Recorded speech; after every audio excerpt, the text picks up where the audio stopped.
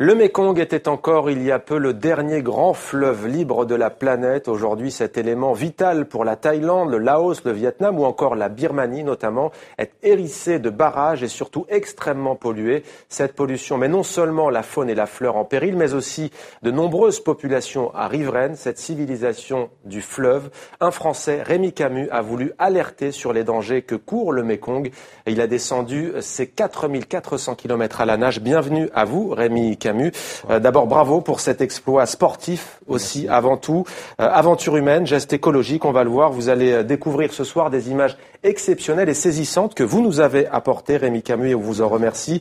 Exploit sportif, donc, disais-je. Pourquoi vous êtes-vous lancé dans une telle aventure ? Pourquoi le Mékong ? C'est une très bonne question. J'ai choisi le Mékong un peu à la suite de ma première expédition. En 2011, j'ai décidé de traverser le continent australien en courant. Je suis parti de Melbourne jusqu'à Darwin, donc ça fait à peu près 5400 km. J'ai fait toute cette partie en courant, en solitaire, sans véhicule d'assistance à côté. Le but, c'était de rencontrer des tribus aborigènes, donc j'ai passé 25 jours dans 2 communautés. Et puis en même temps, le but, c'était de récupérer de l'argent pour une maladie qui s'appelle le syndrome de Love. Ça m'a pris 100 jours pour traverser l'Australie en courant. Et j'étais affecté par le manque d'eau. J'ai bu 2 fois mon urine pendant la traversée. Et je me suis dit, si moi ça m'affecte pendant 100 jours, il y en a, c'est sûrement toute leur vie. Donc, à la suite de ça, j'ai décidé de créer donc mon association, celle-ci, donc Expédition Terre Inconnue, pour militer pour l'accès à l'eau potable. Et j'étais déjà parti donc en Asie il y a 4 ans. J'avais fait Thaïlande, Laos et puis la Malaisie. J'avais vraiment apprécié la population qui borde le Mékong. Et je me suis dit, pourquoi pas faire quelque chose sur le Mékong. Alors au début, le périple, c'était de le faire à la nage. Et puis en communiquant avec beaucoup de personnes, on m'a dit, Rémi, si tu le fais à la nage, tu risquerais à peu près de faire 200-300 mètres avant de mourir, parce que c'est une rivière avec un fort débit de volume et tu risques de mourir. On te conseille de le faire en hydrospeed. Je savais pas du tout ce que c'était, donc une petite journée découverte un samedi après-midi et j'étais emballé. L'hydrospeed, c'est donc un sport de glisse qui a été créé en 1970. C'est peu connu. Et ça nous permet de descendre des rivières. Donc là, ce qu'on voit, c'est sur les bassins de rétention d'eau, notamment. L'équipement, c'est celui-ci. Hein. Vous avez juste en fait un. Voilà, c'est juste un flotteur avec en mousse, voilà, avec donc un gilet, palme. Celui-ci, il a été conçu exprès pour cette expédition parce qu'il a 4 caissons en Kevlar carbone pour transporter mon matériel. Comme la première expédition, celle-ci est sans assistance. J'étais tout seul, donc les problèmes, on les règle tout seul aussi. Combien de pays traversés ? Alors moi je dis qu'il y en a 4. Beaucoup de personnes vont dire qu'il y a 6 pays. Pour moi il n'y a que 4 pays parce qu'il y en a 2. On reste à la frontière entre 2 pays. La Birmanie et la Thaïlande, on est juste frontaliers. Je ne rentre pas dans les pays. Ça me permet d'avoir 2 visas en moins à avoir. Oui, parce que vous avez eu d'ailleurs des problèmes dans un pays. Vous avez été détenu, notamment le Laos, c'est ça ? Pas détenu là. Mon premier problème, je l'ai eu en Chine parce que là sur cette vidéo-là, je suis sur le bassin de rétention d'eau du 3e plus gros barrage au monde, Chao Wang. Je suis arrivé sur ce barrage à 200 mètres du barrage. Et en fait, c'est l'armée chinoise qui m'a sorti de l'eau. Je me suis dit, je vais passer un très mauvais quart d'heure parce que je suis sur un barrage et on n'a pas le droit d'être là. Et puis ça s'est très bien passé. Au bout d'une heure, c'est le colonel en personne qui m'a payé ma nuit d'hôtel pour dormir. Donc c'était super sympa. Après, j'ai poursuivi au Laos. Et quand je suis arrivé à la capitale laotienne, donc le 4 janvier, à Vientiane, les autorités sont arrivées, m'ont sorti de l'eau et ça a duré 1 mois. Au début, j'étais un espion, transporteur de drogue, d'armes. J'allais traverser un pays illégalement pour rentrer en Thaïlande. Et ça a mis 1 mois. On a contacté l'ambassade de France. L'ambassade de France, je crois, a contacté le ministère des Affaires étrangères et a fait appel également au Quai d'Orsay à Paris. Et ça continue. Laurent Fabius va venir m'aider pour me sortir de mon pétrin. Ça continue. Alors, l'aventure a duré combien de temps, cet exploit ? 4400 km en combien de temps ? 6 mois. 6 mois avec le mois, je compte le mois en plus où j'étais bloqué. Voilà. Mais sinon, c'est 5 mois et quelques jours de descente. Eh bien, on regarde sans plus attendre ces images exclusives que vous nous avez apportées. On va voir ce que c'est. Du polystyrène, c'est ce qu'on voit le plus ici. Du polystyrène. Là, il y a des boîtes pour les médicaments, des bouteilles d'eau, des chaussures, du verre. Là, une claquette. Et on va voir ce que c'était, ça. On va voir ça ensemble. Bougez pas.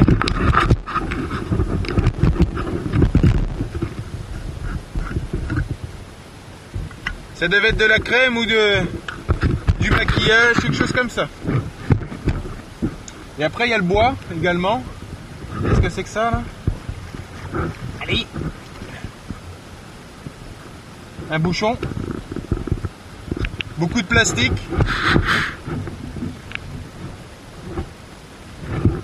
sais pas si vous voyez derrière moi.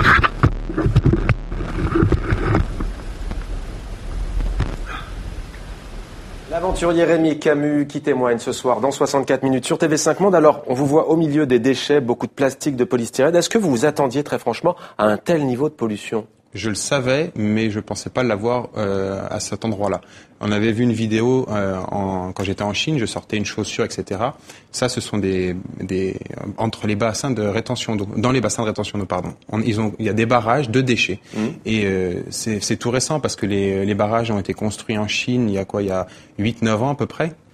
Donc les bassins de rétention d'eau sont récents également, mais les gens ne sont pas éduqués sur cette problématique, sur l'environnement, l'écologie. Donc on jette tout simplement. Justement, qui pollue alors ? Vous nous le dites, le citoyen lambda dans cette région. C'est tout le monde, et dans tous les pays où j'ai été, tout le monde est en train de critiquer. Oh, c'est la faute des Laotiens, c'est la faute des Vietnamiens, et tout le monde se jette la pierre. Je fais non, faut arrêter. Ouais. Je fais c'est la faute de tout le monde. Ouais. Je fais vous êtes tous concernés. Vous en avez parlé avec les familles, puisque c'est eux qui vous ont offert le gîte. C'était rudimentaire, mais vous avez vécu avec des Laotiens, des Vietnamiens. Bien sûr. Que pensent-ils de votre démarche ? Alors, il y en a beaucoup qui comprennent, qui voudraient m'aider, qui voudraient faire avancer les choses, mais qui ne savent pas comment. Ils n'ont pas les moyens, ils pensent pas non plus à ça. Je peux pas leur en vouloir non plus. C'est d'ailleurs ce qu'on retrouve sur le tri sélectif. C'est pas moi, c'est mon voisin. On le retrouve aussi à l'échelle des pays. Alors, le Mékong était, je l'ai dit tout à l'heure, le dernier grand fleuve libre de la planète, c'est-à-dire sans barrage. La pollution est une menace. Quelle est, selon vous, l'autre grande menace ? Ce sont ces barrages ? Je pense que ça va affecter les populations. En 1900, je vais pas dire de bêtises, mais je crois en 1957, l'UNESCO a mis en place ce qu'on appelle la Mekong River Commission, qui est basée à Vientiane. Elle est devenue indépendante en 1995. Cette commission permet de trouver un compromis dans tous les pays, donc dans le Mekong irrigue. La Chine a décidé de construire des barrages sur le Mekong sans vraiment demander l'avis aux personnes qui se trouvent donc en aval. Et le Laos, il n'y a pas très longtemps, a mis en place le premier barrage, donc qui s'appelle Chanaburi, excusez-moi, qui se trouve sur la partie laotienne. Et ça a été un barrage qui a été très problématique parce que le Vietnam n'en voulait pas, la Thaïlande non plus. Après, ça a été accepté. Donc les barrages vont poser problème, je pense. Les images qu'on a vues tout à l'heure, vous avez filmé avec une GoPro, c'est ça ? Avec 2 GoPro, Et les images qui vont suivre aussi sans doute. On regarde, on se retrouve juste après, Rémi.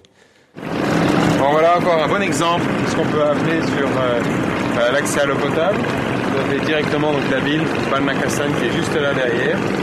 Et là, juste ici, vous avez le tuyau qui se déverse directement dans le Mékong, dans l'embouchure là-bas. Donc encore une preuve pour l'accès à l'eau potable, parce qu'il n'y a pas d'accès aux toilettes, donc tout va directement dans le Mékong. Et après, ça continue, ça va au Cambodge et au Vietnam. C'est une catastrophe sur l'accès à l'eau potable et ils n'en ont pas conscience et ils ne prennent pas du tout conscience de ce problème. Là, à quel endroit êtes-vous précisément, Rémi Camus ? Je suis dans le sud du Laos, entre le Laos et le Cambodge. Ça s'appelle les Sipendon, donc les 4000 îles. À cet endroit, le Mékong fait à peu près 14 km de large, avec des gros rapides et des grosses chutes d'eau. Et malheureusement, il déverse tout. Là, on voit une conduite qui est directement reliée au fleuve, et donc tout se déverse directement dans l'eau.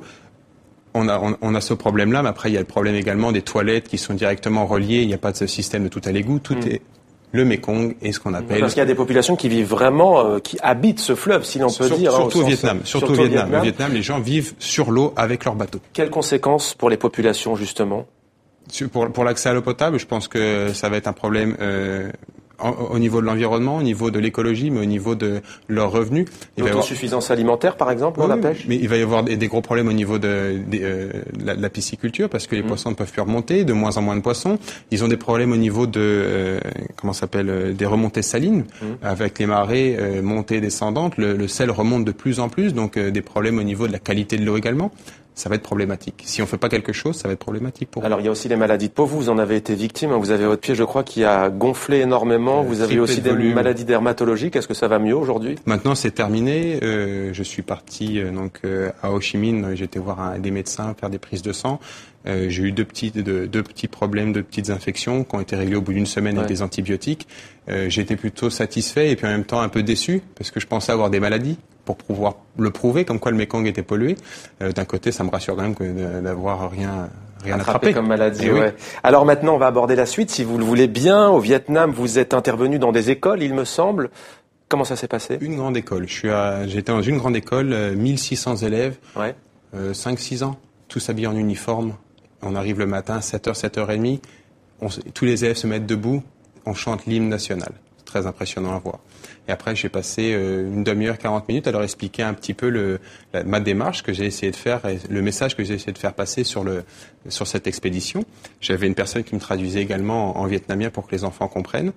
Et puis je pense que ça a bien pris parce que j'ai reçu 2 semaines après un mail donc de mon ami donc au Vietnam en me disant la principale a décidé de mettre en place un genre de thématique sur l'eau et les élèves doivent faire un compte rendu de ce que tu as expliqué pendant ton petit séjour quand tu es venu nous voir. Ça commence dès le plus jeune âge. Alors qui dit protection de l'environnement dit aussi aujourd'hui moyens. On imagine que vous le disiez, c'est le début de l'aventure du projet. C'est juste Il vous faut des fonds. Comment comptez-vous faire ? Il faut des fonds pour mettre en place. Le projet que je souhaiterais mettre en place, ce serait un centre de recyclage, de nettoyage des berges du Mékong. Il faut un apport financier. Après, il y a des accords à avoir avec le pays, mais le Vietnam. J'aurais le faire au Vietnam parce que c'est l'endroit qui se trouve le plus bas, donc le delta du Mékong, c'est le dernier endroit.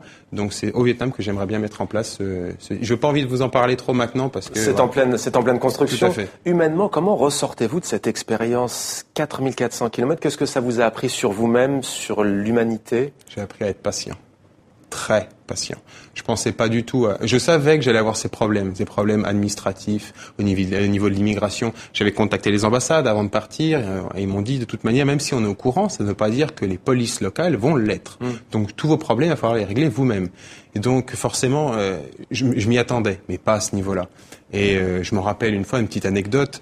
J'étais bloqué donc à Vientiane, la capitale laotienne. Ouais. La police m'appelle en me disant, Monsieur Camus, vous pouvez venir maintenant.